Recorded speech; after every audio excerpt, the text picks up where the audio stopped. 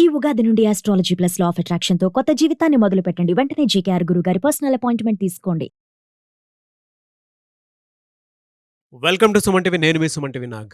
హక్కు విడుదల పత్రం అంటే ఏంటి, దానికి సంబంధించినటువంటి పూర్తి సమాచారం ఏంటి అనేది ఈరోజు మనతో పాటు హైకోర్టు అడ్వకేట్ అలగరి రవీంద్రనాథ్ గారు ఉన్నారు. అది వారి మాటలోనే తెలుసుకుందాం. Hello sir. హాయ్ అండి నాగరాజు గారు. హక్కు విడుదల పత్రం అంటే ఏంటి, దాని జనరల్ గానే ఎలాంటి రైట్స్ ఉంటాయి, ఏ సందర్భాల్లో దాన్ని మనం యూటిలైజ్ చేసుకోవాల్సినటువంటి బాధ్యత ఉందంటారు? నాగరాజు గారు, ఒకప్పుడు చట్టాలపైన హక్కులపైన పెద్దగా అవగాహన ఉండేది కాదు. కానీ ఇటీవల ఒక దశాబ్ద కాలంగా చూసినట్లయితే చట్టాల మీద కొంత అవేర్నెస్ అయితే పెరుగుతుంది. ఇది అవసరాన్ని అడ్వాంటేజ్గా తీసుకున్న వ్యక్తులు దీన్ని మంచిగా వాడుకుంటున్నారు, తెలియని వాళ్ళు దీన్ని చెడుగా కూడా ఉపయోగించుకునే అవకాశాలు కూడా ఉంటున్నాయి. ఈ హక్కు విడుదల పత్రం ఏదైతే మనం ఇప్పుడు మాట్లాడుకోబోతున్నామో ఇది చాలా కీలకమైనటువంటి పత్రం. ఇది అంటే వారసత్వపు హక్కుల మీద, అంటే ఫ్యామిలీలో జాయింట్ ఫ్యామిలీస్ మధ్య ఉన్నటువంటి సందర్భాల్లో ఆ ప్రాపర్టీస్ని అందరూ కూడా ఎవరెవరికి ఎంత భాగ పంపకాలు జరగాలి అనే సందర్భంలో అందరికీ కూడా రైట్స్ ఉంటాయి. ఉదాహరణకి ఒక తాతగారి ప్రాపర్టీ ఉంది. ఆ తాతగారికి 4 కొడుకులు ఉన్నారు. అందులో ఒక కొడుకు మరలా 3 పిల్లలు ఉన్నారు. ఇక్కడ తాతగారి యొక్క ఆస్తి ఆ 4 పిల్లలకి వస్తుంది. అందులో ఉన్నటువంటి ఒక్కొక్క అబ్బాయి కూడా ప్రాపర్టీ చెందుతుంది. మరలా అక్కడ ఉన్నటువంటి ఆడపిల్లలకు కూడా హక్కు ఉంటుంది. అందులో ఒక్కొక్కరికి మరలా 1-2 పిల్లలు ఉంటే వాళ్ళకు కూడా ఆ యొక్క ప్రాపర్టీ మీద హక్కు ఉంటుంది.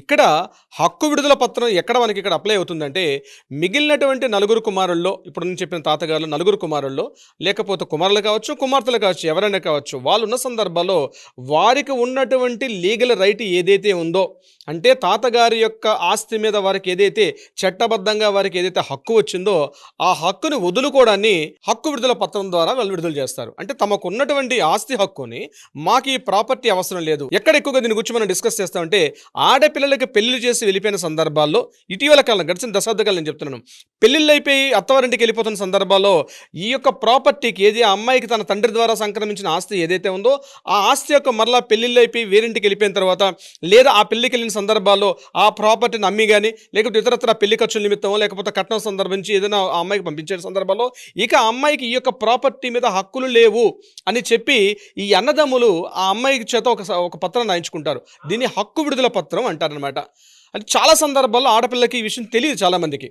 ఏదో సరే మా నాన్నగారు ప్రాపర్టీ కదా, మా అన్నయ్యలు ఇంత కష్టపడి పెళ్లి చేశారు కాబట్టి ఓకే, ఏదో పేపర్ మీద సంతకం పెట్టారని చెప్పి ఒక పేపర్ మీద సంతకాలు పెట్టేసి వెళ్ళిపోయిన తర్వాత, లేదు ఆ యొక్క ప్రాపర్టీస్ మీద మాకు కూడా హక్కు ఉందని తెలిసి మరలా ఆడపిల్లలు మమ్మల్ని చాలామంది అప్రోచ్ అవుతుంటారు. సార్ ఆ ప్రాపర్టీ ఉంది, మాకు కూడా హక్కు ఉంది కదా సార్, ఆడపిల్లల హక్కు ప్రకారం మాకు కూడా హక్కు చట్టం ఉంది కదా, మాకు వర్తిస్తుందని వచ్చినప్పుడు, ఏమా మీరు ఏమైనా పత్రాలు ఏమైనా సమర్పించారంటే, లేదు సార్ ఏదో ఒక పేపర్ తీసుకొచ్చారు, ఆ పేపర్ మీద ఆ సందర్భంలో ఆ పెళ్లి సందర్భంలో సంతకాలు పెట్టేస్తాం అని చెప్తూ ఉంటారు. అయితే ఆ సందర్భంలో చెప్పినటువంటి రిలీజింగ్ అంటే ప్రాపర్టీ రిలీజింగ్, అంటే ప్రాపర్టీ రైట్ రిలీజింగ్, ఆ ప్రాపర్టీ మీద హక్కును వదులుకోవడాన్ని హక్కు విడుదల పత్రం అంటే ఇది చాలా కీలకమైనటువంటి పత్రం.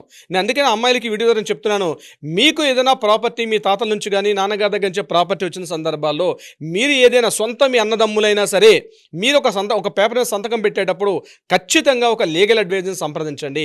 అది ఏమి రాసుకుంటారు, మీరు వైట్ పేపర్ మీద సంతకం పెట్టేస్తారు. నేను చెప్పేది 100 రూపీస్ పేపర్ కానీ 50 రూపీస్ పేపర్ కానీ లేకుండా ఖాళీ తెల్ల కాగితం మీద సంతకం పెట్టినా సరే వర్తిస్తుంది ఈ హక్కు విడుదల పత్రం. ఇది 1908 యాక్ట్ ప్రకారం మనకి ఆడపిల్లలకు హక్కు విడుదల పత్రాన్ని మెన్షన్ చేయడం జరిగింది. అంటే ఆ ప్రాపర్టీ మీద పూర్తిగా హక్కులు విడుదల చేసేసుకుంటారు కాబట్టి ఇక అన్నదమ్ములు భాగ పంపకాలు చేసుకుంటారు. ఇది ఒక సందర్భం. నేను మరొక సందర్భాన్ని చెప్తాను.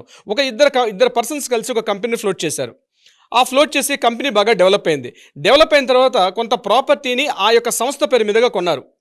కొన్న తర్వాత ఆ యొక్క వాల్యూస్ పెరిగాయి. అంటే ఇటీవల కాలంలో ఆస్తుల యొక్క వాల్యూస్ చాలా పెరిగిన తర్వాత ఈ యొక్క వివాదాలు ఎక్కువ అవుతున్నాయి. అయితే ఇందులో తెలివైనటువంటి భాగస్వామి ఏం చేస్తారంటే, కాస్త సెకండ్ పార్ట్నర్ థర్డ్ పార్ట్నర్ కొంతమంది పార్ట్నర్స్ ఉంటే ఆ పార్ట్నర్స్ చేత కొన్ని సంతకాలు పెట్టించుకుంటాడు.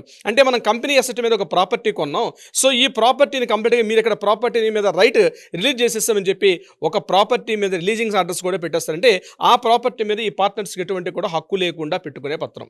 ఇది మంచిగా వాడతారు, అందుకే మీకు స్టార్టింగ్లో చెప్పాను, ఇది మంచిగా వాడతారు, చెడుగా వాడతారు. అంటే అటువంటి సందర్భాల్లో కూడా ఈ యొక్క హక్కు విడుదల పత్రం అనేది ఉపయోగపడుతుంటుంది. ఇలా జాయింట్ ప్రాపర్టీస్లో కానీ, లేదా ఫ్యామిలీ నుంచి వచ్చేటువంటి ఒక అసెట్ ప్రాపర్టీస్లో కానీ, లేదా ఒక సంస్థకు సంబంధించిన ప్రాపర్టీస్ కానీ, ఇంతే కాకుండా ఒక భార్యాభర్తలు కలిసి ఒక ప్రాపర్టీ కొనుక్కున్నారు, పెళ్ళైన తర్వాత ప్రాపర్టీ కొనుక్కున్నారు, బాగుంది మ్యారేజ్ లైఫ్, ఓ 10 ఏళ్ళు బాగానే డీల్ చేశారు. ఏదైనా సందర్భాల్లో వాళ్ళిద్దరి మధ్య మనస్పర్ధలు పెరిగిన తర్వాత డివోర్స్ కోరుకుంటారు. డివోర్స్ కోరుకున్న సందర్భాల్లో కోర్టులకు ఎక్కినప్పుడు ఆ ప్రాపర్టీ ఎవరికి చెందుతుందనే విషయంలో ఈ తెలివైన భర్త కావచ్చు, తెలివైన భార్య కావచ్చు ఏం చేస్తుందంటే ఈ ప్రాపర్టీ రిలీజింగ్ ఆర్డర్, అంటే ప్రాపర్టీ రైట్ రిలీజింగ్ ఆర్డర్, హక్కు విడుదల పత్రం మీద సంతకాలు పెట్టించుకొని దీని మీద నీకు ప్రాపర్టీ రైట్స్ లేవని చెప్పి కూడా కోర్టుకు వచ్చే సందర్భాలు కోకొల్లగా కనిపిస్తుంటాయి. అంటే హక్కు విడుదల పత్రం ఏదైతే ఉంటుందో ఇది చాలా కీలకమైనటువంటి పత్రం. ఇది మనకి క్లియర్గా చెప్తున్నారు. సో నేను ఈ వీడియో ద్వారా చెప్పేటంటే గుర్తు పెట్టుకోవాల్సింది, దీని మీద సంతకాలు పెట్టేటప్పుడు మీ భాగస్వామి ఎంత మీకు రిలయబుల్గా కనిపించినా ఎప్పుడైనా పేపర్స్ మీద సంతకాలు పెట్టకండి దయచేసి. అది మాత్రం నేను ఒక సూచనగా చేస్తున్నా. ఇక మన టాపిక్లోకి వెళ్ళేటప్పుడు దీన్ని ఎలా వాడతారంటే, ఒకటి ఖచ్చితంగా ఈ యొక్క ప్రాపర్టీని ఖచ్చితంగా రిజిస్ట్రేషన్ చేసుకోవాలి. హక్కు విడుదల పత్రం మంచిగా మాట్లాడుకునేటప్పుడు ఏంటంటే అన్ని సందర్భాల్లో కిడినే మాట్లాడుకోలేం కాబట్టి మంచిగా మాట్లాడుకునేటప్పుడు ఈ హక్కు విడుదల పత్రం ఏదైతే ప్రాపర్టీ రైట్ రిలీజింగ్ యాక్ట్ వస్తుందో, ఆ రిలీజింగ్ వస్తుందో దీని మీద నేను పూర్తిగా వదిలేసుకుంటున్నాను హక్కులు అనుకునేటప్పుడు రిజిస్ట్రేషన్ ఆఫీస్కి వెళ్ళి ఇద్దరు కూడా ఆ రిలీజింగ్ చేసినటువంటి పర్సన్ యొక్క సంతకం కూడా అవసరం.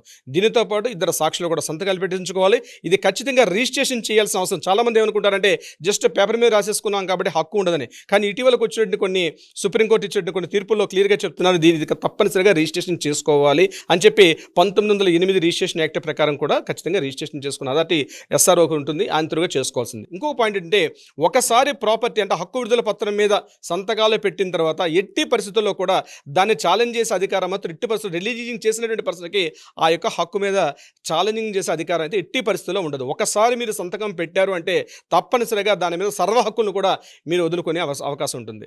అంతేకాకుండా మీకు సంబంధించిన వారసులు ఉంటారు, అంటే మీకు సంబంధించిన కొడుకులు కానీ కూతుర్లు కానీ ఎవరైనా వచ్చి మా నాన్నగారు ఏదో తెలియకుండా చేసేసారనో, లేదా మా భార్య సరిగ్గా తెలియకుండా చేసేసారు కాబట్టి ఈ వారసులకు ఏమైనా హక్కు ఉంటుందంటే, ఒకసారి హక్కు విడుదల పత్రం మీద సంతకం పెట్టిన తర్వాత పిల్లలకు కానీ వారసులకు కానీ దాని ఎటువంటి రైట్స్ కూడా ఉండే అవకాశం కూడా ఎట్టి పరిస్థితుల్లో అవకాశం లేదు నాగరాజు గారు. అంటే కొంతమంది ఈ ప్రాసెస్ని కూడా ఎలా క్లియర్ చేసుకుంటే బాగుంటుంది అనుకునేటువంటి వాళ్ళు చాలామంది ఉన్నారు. అంటే ఇప్పటికీ మనం వీడియో రిలీజ్ చేస్తే తప్ప తెలియనటువంటి వాళ్ళు చాలామంది ఉన్నారు. ఆడపిల్లలకు కొన్ని విషయాలు తెలియదు. అవునండి. వాళ్ళు ఏం చేస్తారంటే ప్రేమ, అనురాగాలు, ఆప్యాయత వాటిలోనే ఎక్కువగా కుటుంబాన్ని కాపాడుకుందాము, కుటుంబంతో మనకెందుకు గొడవలు పెట్టుకోవటం అనేటువంటి ఉద్దేశంతో ఉంటారు. బట్ మీ బాధ్యత మీకు ఏ హక్కులు ఉన్నాయని తెలుసుకోవటం అనేది.